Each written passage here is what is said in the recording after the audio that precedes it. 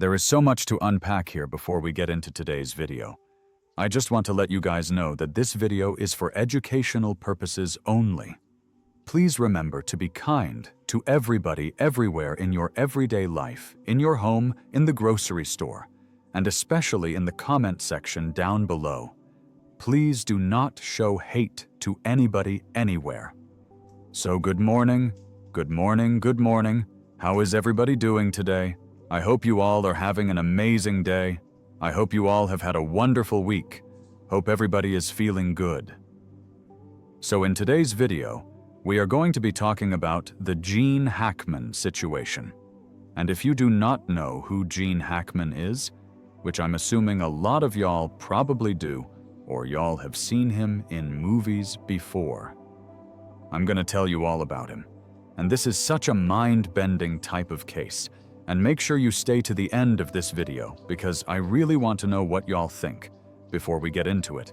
I do want to let you guys know if you don't already know. Hi, my name is Christina.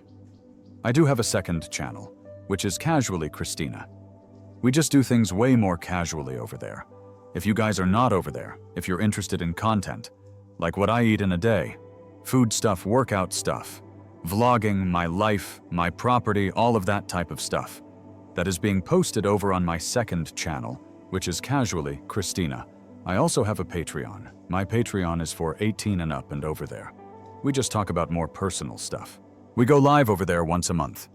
There's a $2 tier for all the true crime stuff that cannot go on to YouTube due to their terms and policies. That goes over on my Patreon under the $2 tier. Just make sure you read the full about section what each tier offers before you join. I'm also on Facebook, Instagram, Snapchat, and I'm also on Like to Know It, and Like to Know It is where you can find links to a lot of the things that you guys ask about that I use. That I love anything from skincare products, stuff that I cook with, seasoning stuff that I've been cooking with lately. Furniture skincare, basically anything. Jewelry is linked on my Like to Know It, and all those platforms are linked down in the description box, if you would like to come and check me out. So before I tell you about the Gene Hackman situation, I need to let y'all know that everything in this video is alleged. I pull all of my information from very public news sources that is already out there. Go do your own research, form your own opinions. I'm not a professional, I'm just filtering this through my own words, but I'm going to give you guys the background on Gene Hackman.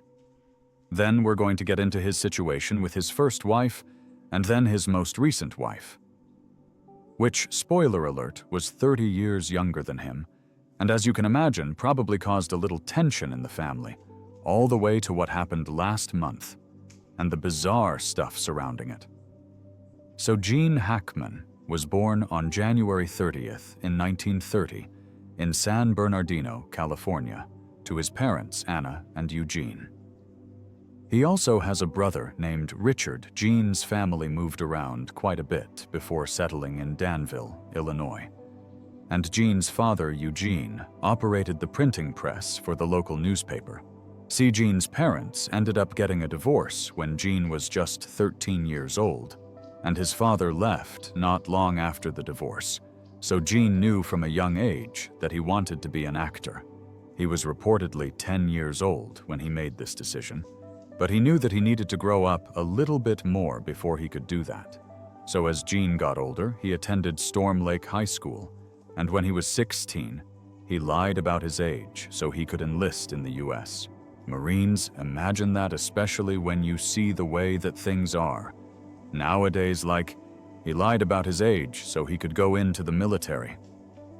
Yeah, he ended up being stationed in China, and he served 4.5 years as a field radio operator.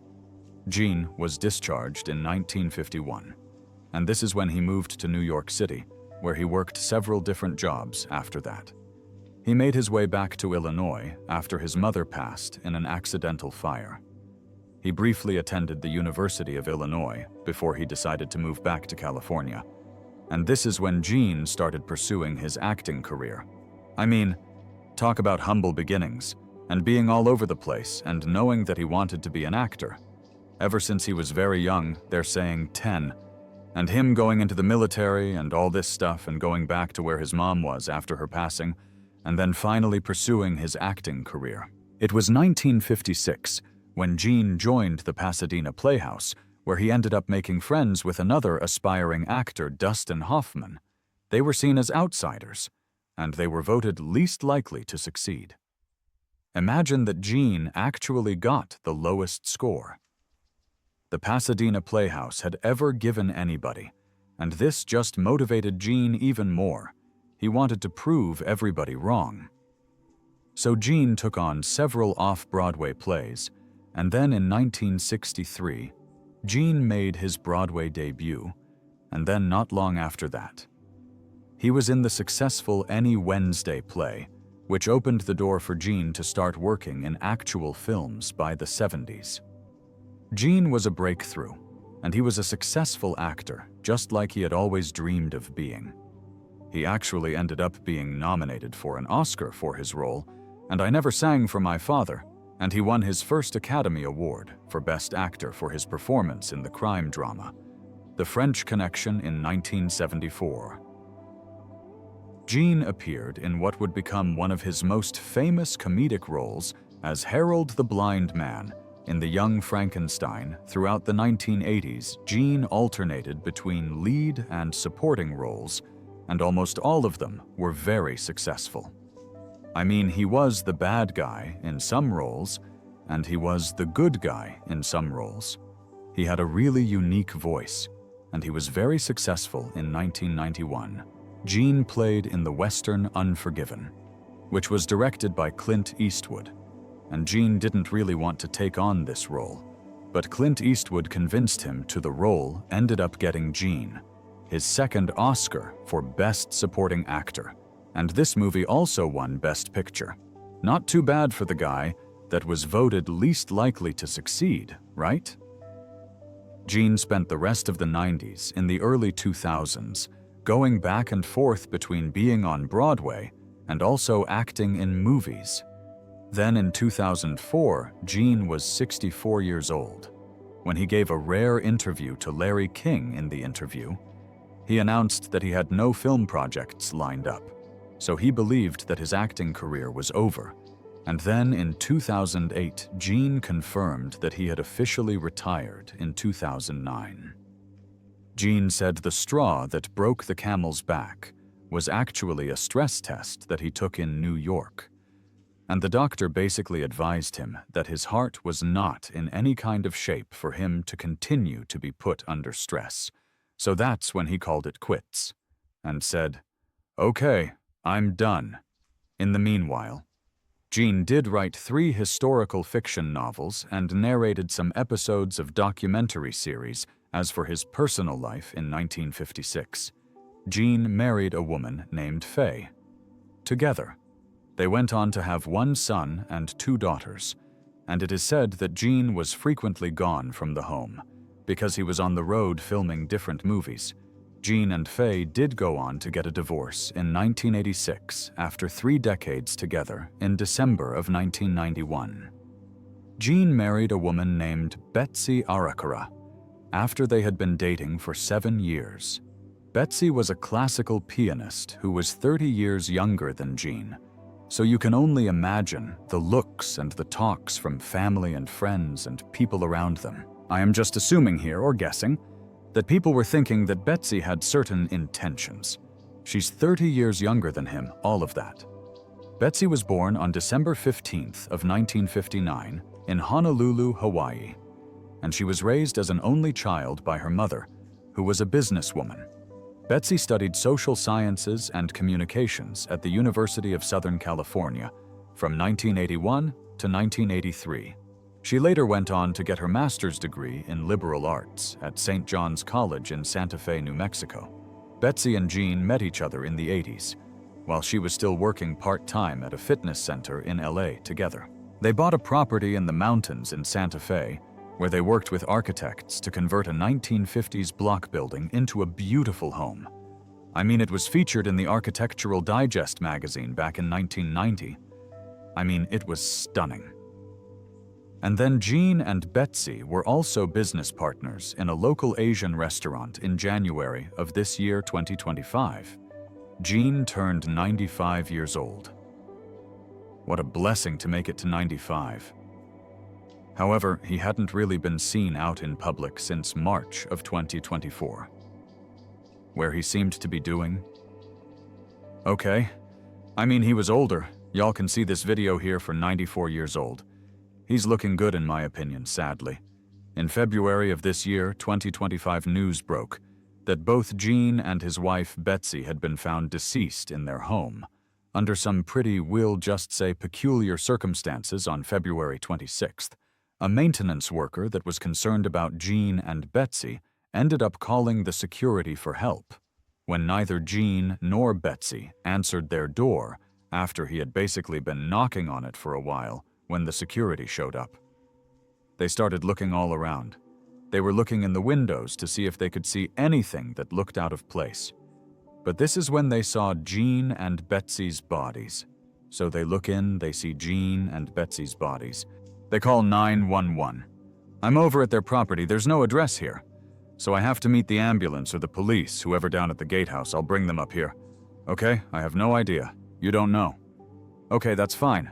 Is the patient a male or female? A female and a male, probably, I don't know. I don't know, sir.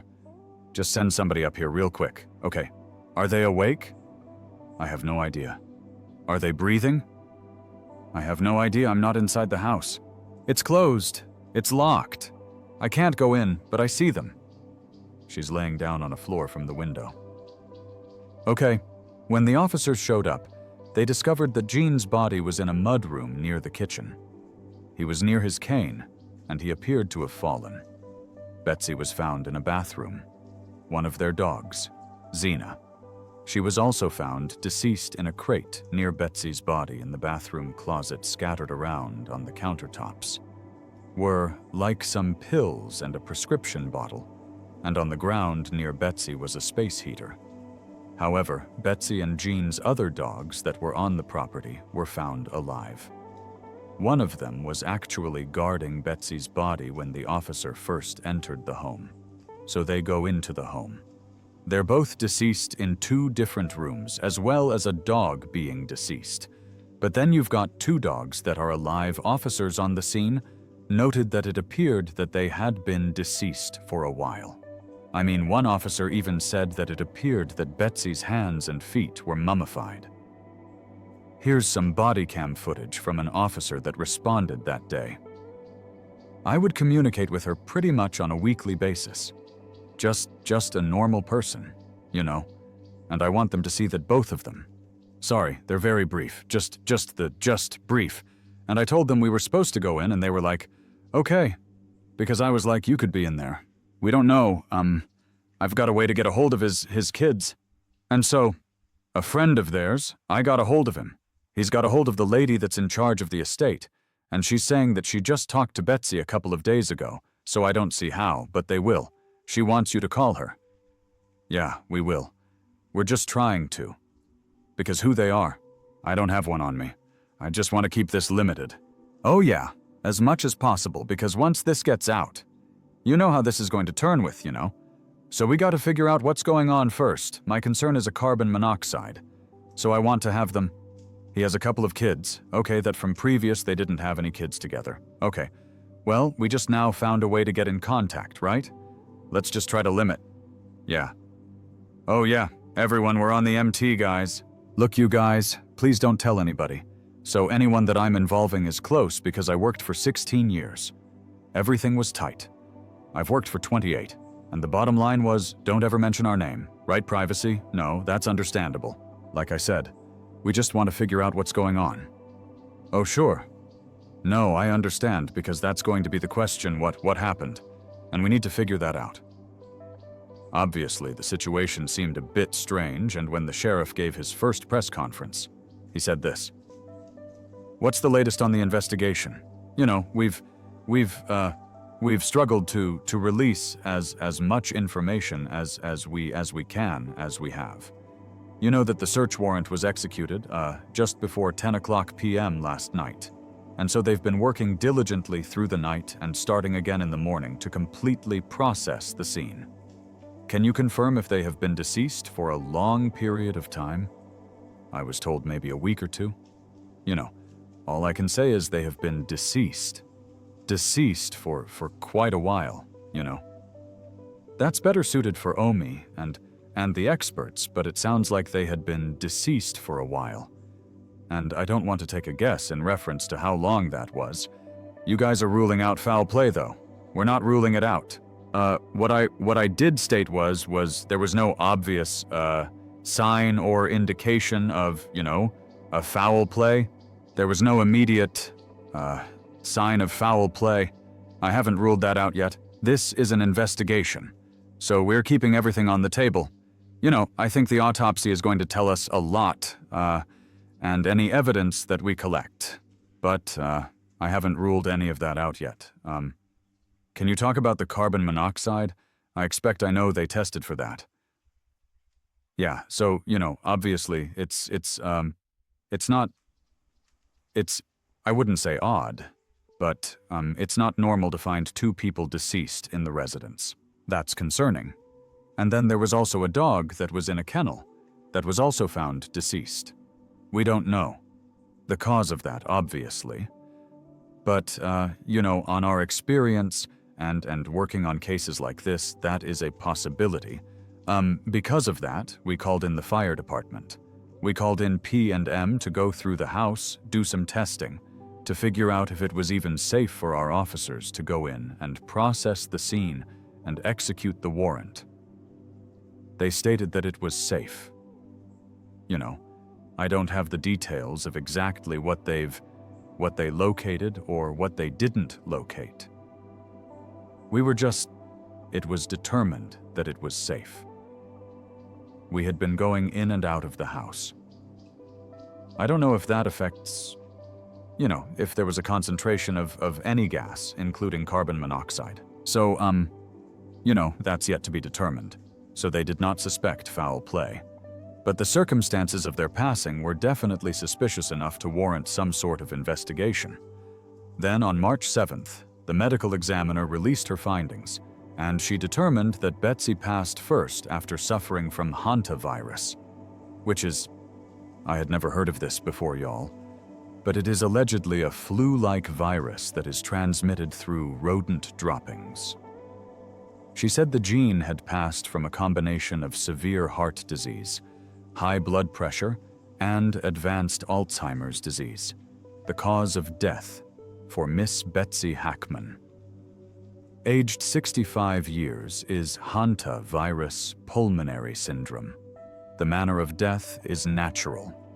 Autopsy examination and full-body post-mortem CT demonstrated no findings of trauma internally or externally, with microscopic findings consistent with hantavirus pulmonary syndrome.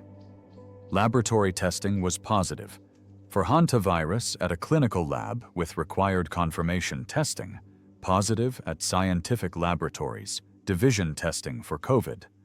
Influenza and other common respiratory viruses was negative. Testing for carbon monoxide was negative. There were no other significant natural disease findings. Pills present on scene were thyroid medication, which were being taken as prescribed and is not currently a concern for a contributory cause of death. The cause of death for Mr. Gene Hackman, aged 95 years, is hypertensive and atherosclerotic cardiovascular disease, with Alzheimer's disease as a significant contributory factor. Autopsy examination and a full-body post-mortem CT examination demonstrated no acute findings of internal or external trauma and showed severe heart disease, including multiple surgical procedures involving the heart evidence of prior heart attacks and severe changes of the kidneys due to chronic high blood pressure. Examination of the brain showed advanced Alzheimer's disease, as well as blood vessel changes in the brain secondary to chronic high blood pressure. Laboratory testing performed at Scientific Laboratories Division was negative for COVID. Influenza and other common respiratory viruses, testing for hantavirus was negative. Testing for carbon monoxide was negative. Additionally, there were no autopsy findings concerning for hantavirus infections, but there were still so many questions.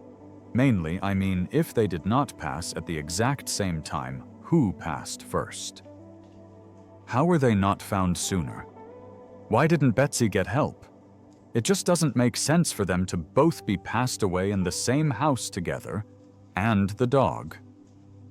It just was very bizarre, a bizarre answer. So the investigators just started to dig into what Jean and Betsy were doing. Leading up to their passings, in the months leading up to Jean and Betsy's passings, their neighbors say that they noticed that Jean's health had actually been declining. But Betsy still seemed to be in good health. I mean, she was only 65 years old at this time. The investigators found out that on February 9th, Betsy picked up Xena, the dog that passed away, from the vet's office after having a procedure done. This might explain why Xena was being kept in a crate, while the other two dogs were basically loose or free to roam around, like maybe she was in the crate recovering from this procedure, so she didn't get injured. Then on February 11th, Betsy went to the farmer's market. She also went to the CVS, and she went to a pet food store. Then around 5:15 p.m., it is reported that she entered her gated community. Now, it was initially believed that Betsy passed away that day on February 11th. However, the investigators later discovered that Betsy had actually called a concierge medical service on the morning of February 12th. They assumed that this meant she was not feeling very well, and she was trying to get some sort of medical attention. But when the investigators talked to the doctor, he said that Betsy actually called in saying that she was feeling very congested, but that she didn't sound sick. So he's talking to her. She doesn't sound sick. Betsy's saying, "I'm very congested." The doctor said that Betsy asked if she could use her hyperbaric chamber, which is when you get into this pressurized chamber so you can breathe pure oxygen. The doctor said that he told her basically, "No, you need to come in first, let me check you out, and then we'll discuss it," which is what I would hope that the doctor would tell her, and then he scheduled Betsy to come in at 1:15 that day, but she never showed up. The doctor said that his office tried to call her after she missed her appointment, but they never ended up getting an answer from her. It is said that this hantavirus causes like pulmonary syndrome that makes people feel sick for roughly 3 to 6 days.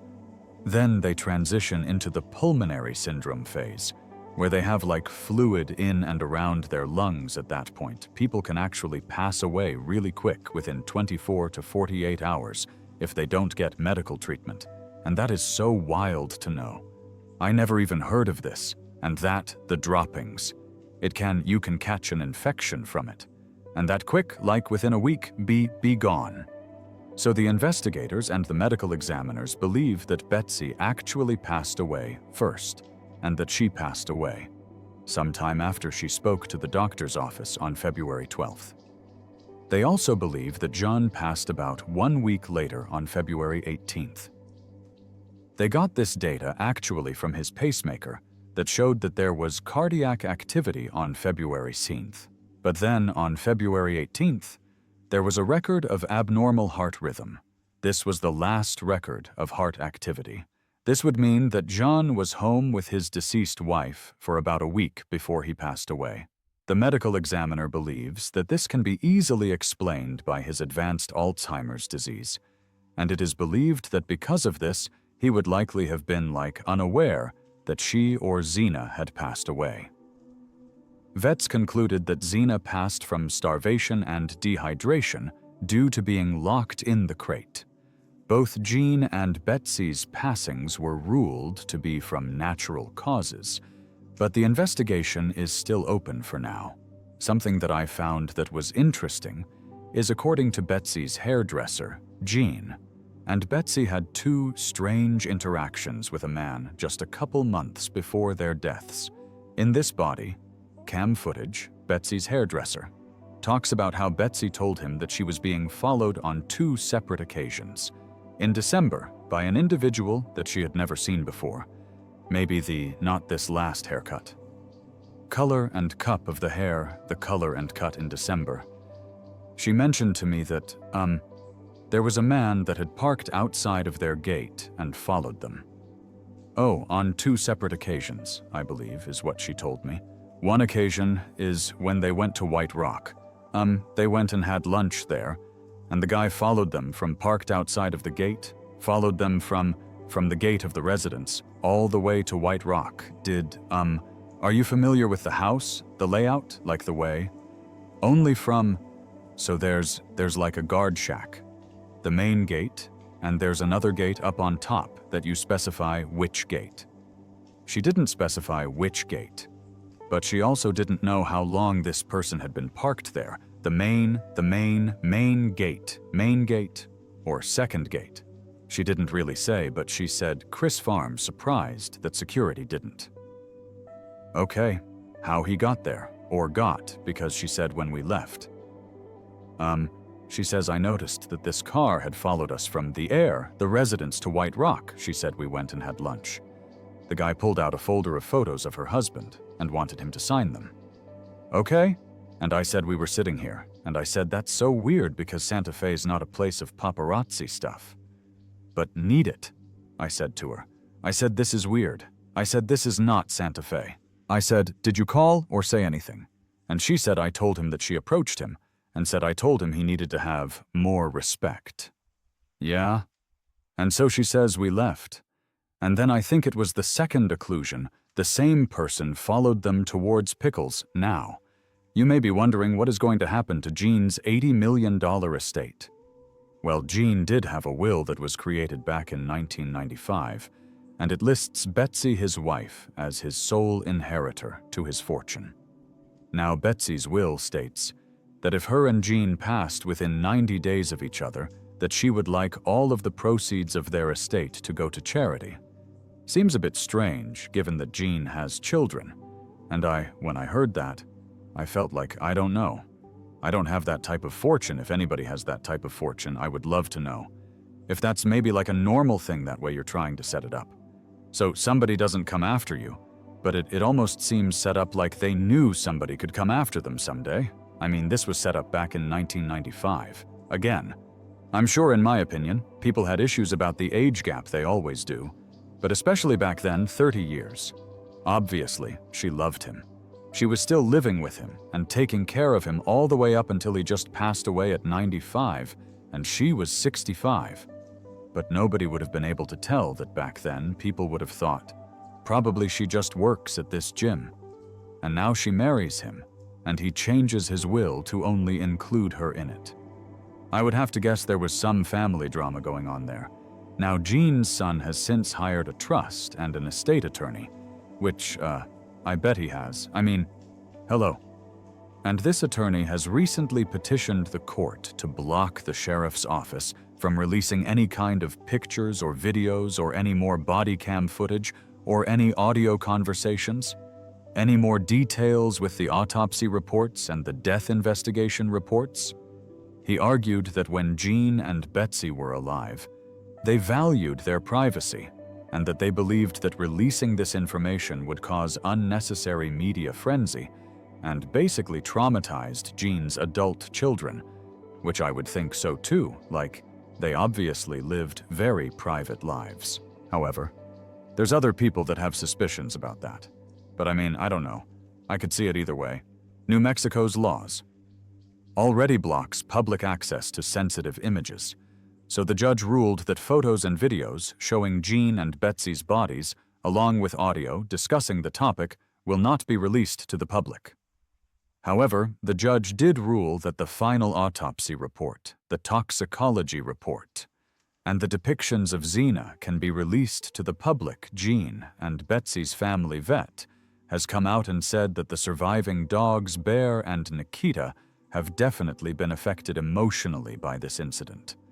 But they have been since adopted, and they are hopefully living happy lives. I am sad about that, y'all. I can't believe that the dogs, I hope they've been adopted by family. It seems like there could have been some family drama there. But I don't know, like the 2 dogs, their whole lives were uprooted. It seems like some sort of family member would have taken them if they could. You never know people's situations. Sometimes they can't. But I believe the dogs were adopted out separately. It would have been nice if I don't know. So that is the story. I find it so interesting and intriguing. You know, at the end of the day, it seems like the two of them did love each other. They were still together after all this time, and she was taking care of him.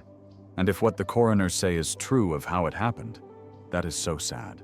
I mean, it's sad, regardless. But you think about, well, I mean, him having Alzheimer's, maybe he didn't know what was going on. And maybe that was okay. But it's just still so weird within a week of each other. And she had somebody allegedly following her. And it was this weird virus that probably not a lot of people have heard of. I'm sure some of y'all have. And then his heart just stops. Oh my gosh, it's just... I don't know. What do y'all think? Let me know what y'all think in the comment section down below. Other than that, I love y'all. Thank y'all so much for watching this video. I hope y'all have a wonderful weekend, and I will see y'all in the next video. Love you guys. Bye.